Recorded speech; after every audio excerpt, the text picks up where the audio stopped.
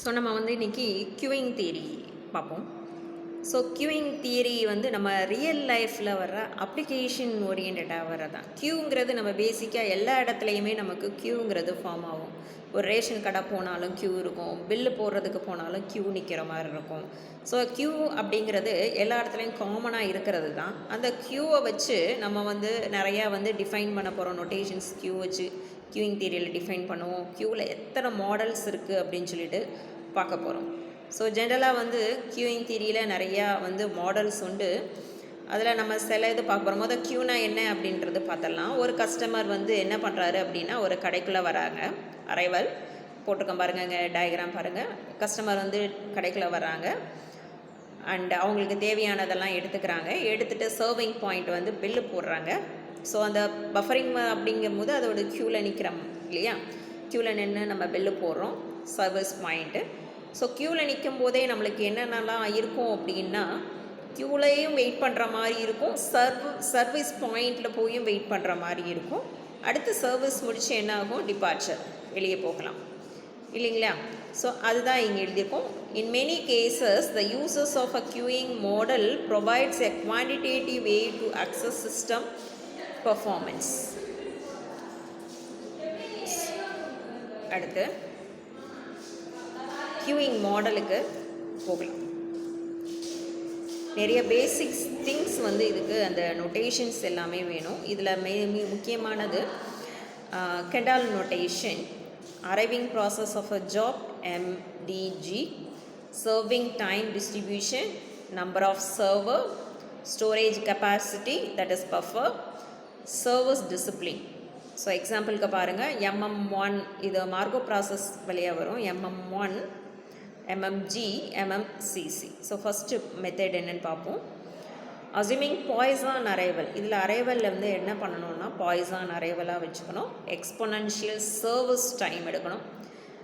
1 அப்படிங்கிறது என்ன அப்படின்னா, சிங்கிள் சர்வர் இருக்கும். நமக்கு சர்வ் பண்ணுறதுக்கு ஒரே ஒரு ஆள் மட்டும்தான் அங்கே இருக்காங்க சர்விங் பாயிண்டில் அப்படின்னு. FCFS அப்படின்னா first come first served, server discipline. And இங்கே கெப்பாசிட்டியை பற்றி எதுவுமே மென்ஷன் பண்ணலை அப்படிங்கும் போது இது என்ன எடுத்துக்கணும் அப்படின்னா, இன்ஃபினிட்டி கெப்பாசிட்டி ஃபார் ஸ்டோரேஜ் அப்படின்னு சொல்லி எழுதிக்கணும், with no loss. So notation பாருங்கள், MM1 Markovian arrival process Poisson. Markovian service time is exponential, service time is exponential. Single server 1 வந்து எதை டினோட் பண்ணுது அப்படின்னா, single server. FCFS first come first serve, ரைட்டுங்களா.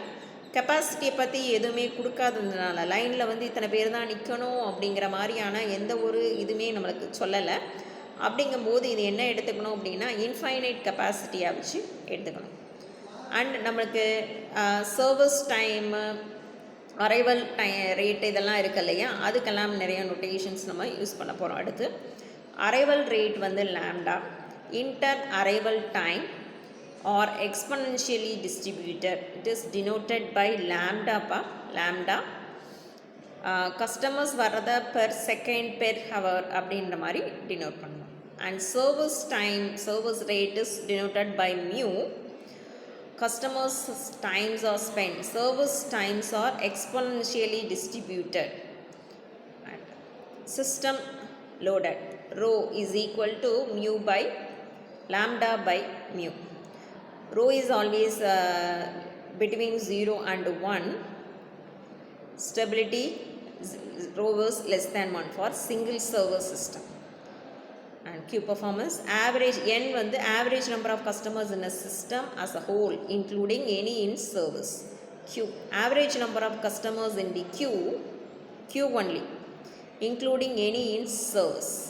W average waiting time in Q only. T average time spent in a system as a whole including waiting time plus time. So இதில் வந்து நிறைய formulas ஒவ்வொரு இதுக்கும் நிறையா define பண்ணி ஒவ்வொரு மாடலுமே ஒவ்வொரு மாதிரியான ப்ராசஸில் போகும். கொஞ்சம் நம்ம வாழ்க்கையோட ஒத்து போகிற ஒரு விஷயம் அப்படிங்கிறனால ப்ராப்ளம் போடுறதுக்கோ எல்லாமே வந்து என்ன ஆகும்னா நம்மளுக்கு நல்லாயிருக்கும்.